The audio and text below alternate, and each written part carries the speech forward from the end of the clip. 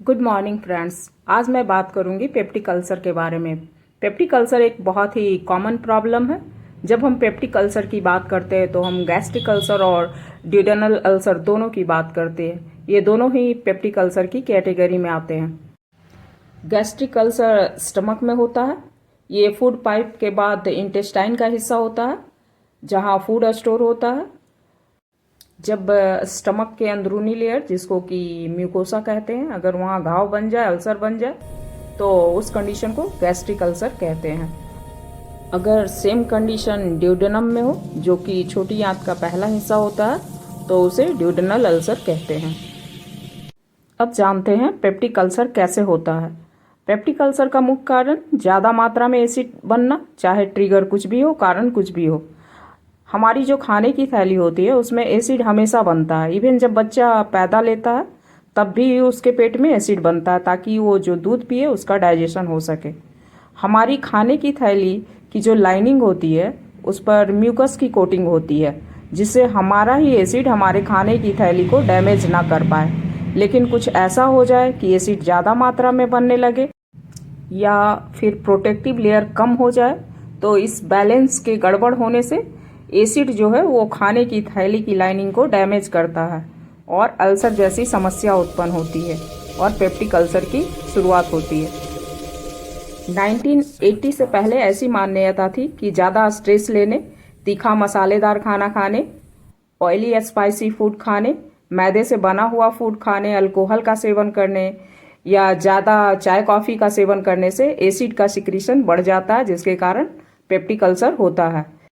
लेकिन 1980 में ऑस्ट्रेलिया के 2 वैज्ञानिकों ने अपने रिसर्च में पाया कि पेप्टिक अल्सर का सबसे मुख्य कारण हेलिकोबैक्टर पाइलोरी बैक्टीरिया है, जो ज़्यादा मात्रा में एसिड सिक्रीशन करवाता है, जिसके कारण पेप्टिक अल्सर होता है।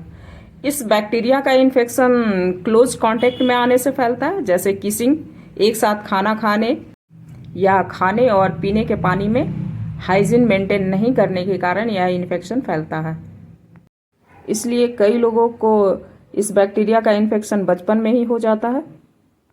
पेप्टिक अल्सर के मुख्य कारण की बात करूं तो हेलिकोबैक्टर पाइलोरी इन्फेक्शन, यह पेप्टिक अल्सर का सबसे मुख्य कारण होता है। 80-90% केसेस में पेप्टिक अल्सर इसी बैक्टीरिया के कारण होता है।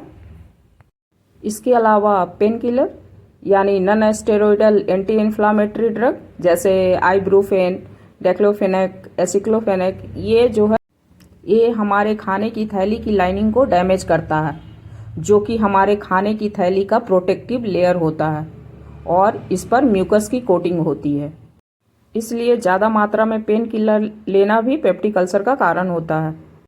इसके अलावा कैंसर के कंडीशन में दिए जाने वाले रेडियोथेरेपी, केमोथेरेपी भी पेप्टिक अल्सर का कारण होता है। ब्लड थिनर जैसे एस्पिरिन, इसका यूज करने से भी पेप्टिक अल्सर होता है। ज्वालिंगर एलिजोन सिंड्रोम, ये एक ऐसी बीमारी है जिसमें ज़्यादा मात्रा में एसिड बनता है, जो कि पेप्टिक अल्सर का कारण होता है।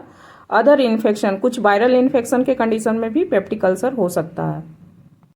मेडिकल कंडीशन के अलावा पेप्टिक अल्सर फूड आइटम्स से भी हो सकता है। कुछ फूड आइटम्स जो ज़्यादा मात्रा में एसिड सिक्रीट करवाते हैं और पेप्टिक अल्सर का कारण बनते हैं, जैसे कॉफ़ी, चाय ज़्यादा लेना, तीखा मसालेदार भोजन खाना, फ्राइड फैटी फूड आइटम्स, मैदे से बना हुआ फूड।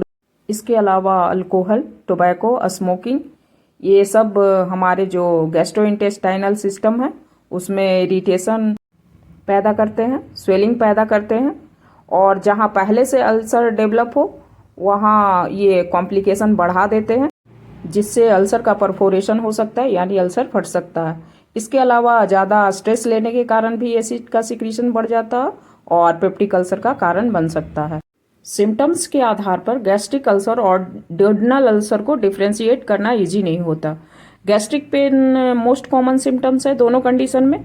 ये जो पेन होगा वो पेट के ऊपरी हिस्से यानी नाभि के ऊपर होता है और तेज दर्द के साथ बर्निंग सेंसेशन लगातार महसूस होता है। ये दर्द मोस्टली खाना खाने के बाद होता है। अगर आपको खाना खाने के तुरंत बाद दर्द चालू हो जाए तो पॉसिबिलिटी ये होता है कि आपको गैस्ट्रिक अल्सर हो, और अगर खाना खाने के 1 से 3 घंटे के बाद अगर दर्द हो तो पॉसिबिलिटी इस बात की ज़्यादा होगी कि आपको ड्यूडेनल अल्सर हो। परंतु अनकॉम्प्लिकेटेड पेप्टिक अल्सर के संबंध में बात करूँ तो इस कंडीशन के आधार पर फाइंडिंग करना मुश्किल होगा कि अल्सर स्टमक में है या ड्यूडेनम में। मोस्ट कॉमन सिम्टम्स की बात करूँ तो epigastric pain in upper abdomen, यानी नाभि के ऊपर एब्डोमेन वाले एरिया में दर्द होगा। दर्द के साथ जलन और चुभन सा महसूस होगा। अलार्म साइन की बात करूँ तो वॉमिटिंग इन ब्लड, ब्लड में खून आना। अर्ली सटाइटी, यानी थोड़ा सा खाने के बाद पेट भरा हुआ फील होना। काले रंग की लैट्रिन होना या फिर लैट्रिन में खून आना। ब्लड की कमी होना। ब्लोटिंग, यानी पेट फूला हुआ महसूस होना। वेट लॉस हो सकता है या फिर गेन भी हो सकता है। स्टमक अल्सर के कंडीशन में वेट लॉस होता है और ड्यूडेनल अल्सर के कंडीशन में वेट गेन होता है। 50% पेप्टिक अल्सर के केसेस में पेशेंट्स में कोई सिम्टम्स होता ही नहीं है। पेप्टिक अल्सर का पता लगाने के लिए जो सबसे मोस्ट इम्पॉर्टेंट टेस्ट है वो इंडोस्कोपी टेस्ट है, जिसमें गले के रास्ते से एक पतला ट्यूब पास करवाया जाता है, जिसके एंड पर एक कैमरा लगा होता है, जिससे यह देखा जाता है कि स्टमक या फिर ड्यूडेनम की सतह पर कोई अल्सर जैसी प्रॉब्लम तो नहीं है। अगर अल्सर है तो वहाँ से टिश्यू सैंपल लिया जाता है ताकि यह पता किया जा सके कि हेलिकोबैक्टर इन्फेक्शन तो नहीं है, और ज़रूरत पड़ने पे कैंसर की जांच भी की जा सकती है। अगर इंडोस्कोपी करवाते समय आपको डर लगता है तो इस कंडीशन में नींद का इंजेक्शन देकर यह टेस्ट किया जा सकता है। So we are going to introduce the endoscope now. We will start by Helicobacter का पता लगाने के लिए स्टूल टेस्ट, ब्लड टेस्ट या फिर ब्रीथ टेस्ट भी किया जाता है।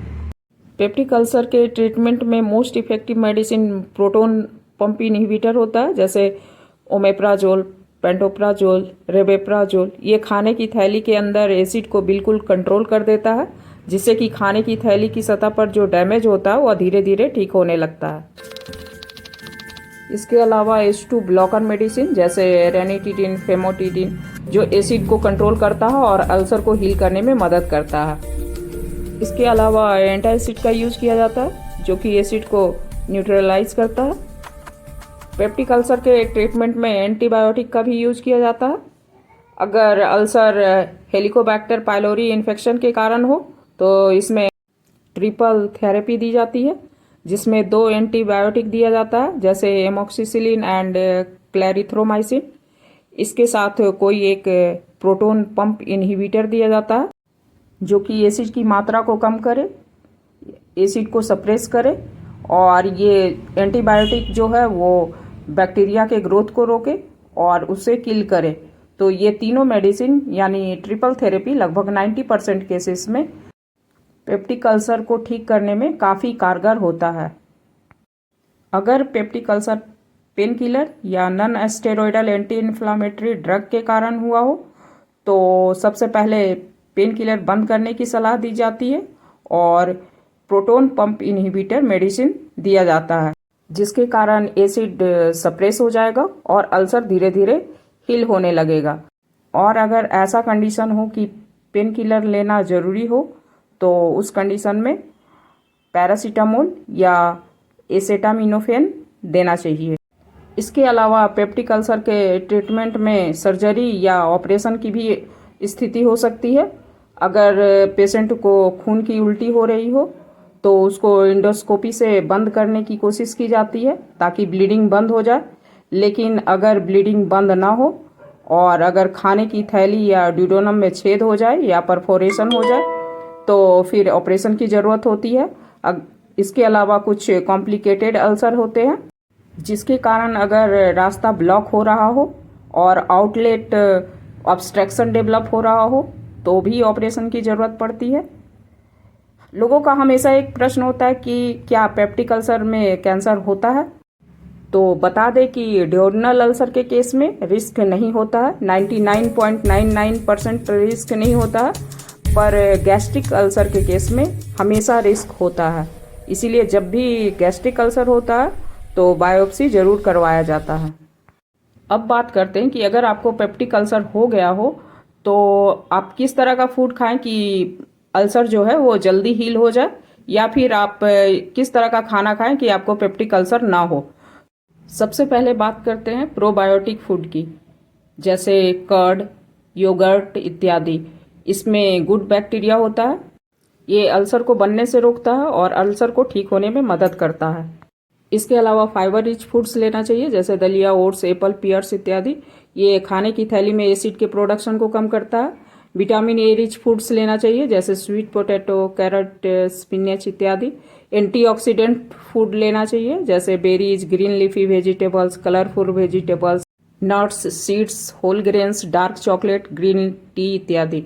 विटामिन सी रिच फूड, जैसे orange, citrus fruit, strawberries, kiwis. Peptic ulcer होने पे आपको क्या नहीं खाना चाहिए? तो मिल्क नहीं लेना चाहिए, अल्कोहल और टोबैको का सेवन नहीं करना चाहिए, स्मोकिंग नहीं करना चाहिए, डीप फैटी फ्राइड फूड ना ले, स्पाइसी फूड्स ना खाएं, चाय और कॉफी के सेवन से बचें। अगर आपको मेरा वीडियो इन्फॉर्मेटिव लगा हो दोस्तों, तो प्लीज़ आप मेरे चैनल को लाइक, शेयर और सब्सक्राइब कर दे दोस्तों। थैंक यू दोस्तों।